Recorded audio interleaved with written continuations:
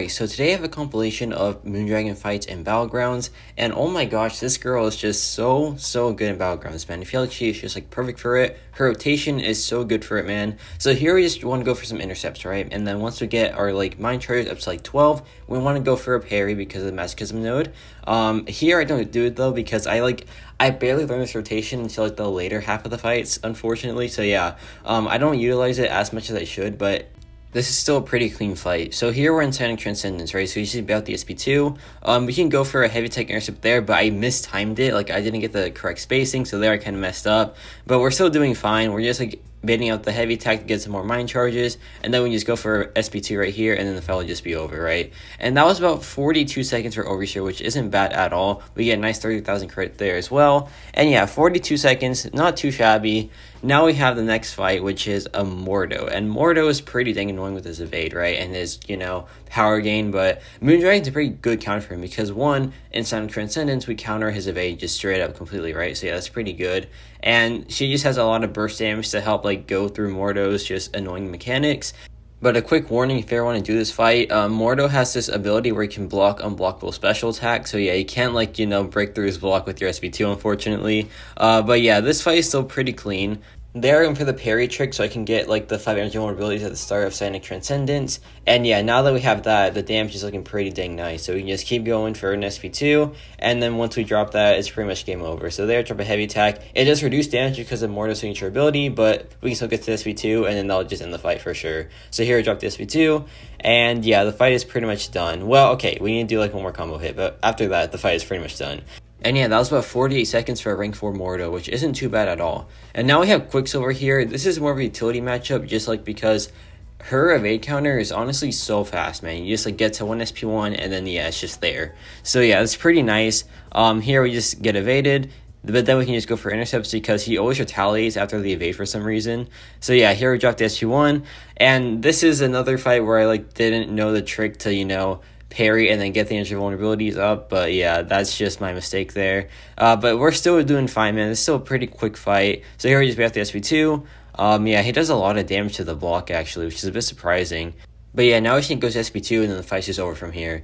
So yeah, pretty fun time. And by the way, these past 3 matchups have been no recall masteries, right? We're gonna turn them on in the later half of this video and you're just gonna see how crazy it gets. But yeah, now we have this Thing matchup, and Thing doesn't seem ideal for Moondragon, right? Because, she has a lot of damage on the SP2, like both yellow numbers and red numbers, but actually the red numbers don't count for his protection, so you can just bypass it pretty easily. So yeah, it becomes a pretty fun fight overall. You can't heavy tech here, unfortunately, because it'll trigger protection for sure. Those crit for some massive numbers, so yeah, you cannot do the heavy tech whatsoever. But you can still go for the SP2. You can still channel here with the SP1. There, I got the vulnerabilities before Masochism came up again, so yeah, that's pretty good. And yeah, now we're just in a good spot right here with this fight. So we can just, keep going for our combos, just manage the rock stacks as well, and then once we do that, we're just chilling, man. We're just absolutely chilling. So here we push him to 15, so we can just drop the SP1 and, remove his rock stacks. And then we can just go for a combo here into the SP2, and yeah, the fight is just over from there. And that was about 45 seconds for a Thing, which is pretty dang solid, man. And now we turn on the recall masteries, and now things are about to go crazy. Things are about to go really crazy, man. Yeah, Moondragon with the recall masteries is a bit absurd. You're going to see here in a little bit just why that is. And here is a Mojo matchup, and Mojo is really good because he has the generation, right? And if she gets degenerated while she doesn't have Sonic Transcendence, she just gains a bunch of charges very fast. So you can see right there, we're building up charges rapidly now. And so yeah, we're just building up a lot of power and a lot of charges right there. So here we just go for one more hit, we go for an SP2, and yeah, the fight is just over from here, man. So here we drop the SP2, and yeah, it is just done. It is done in about 28 seconds, man.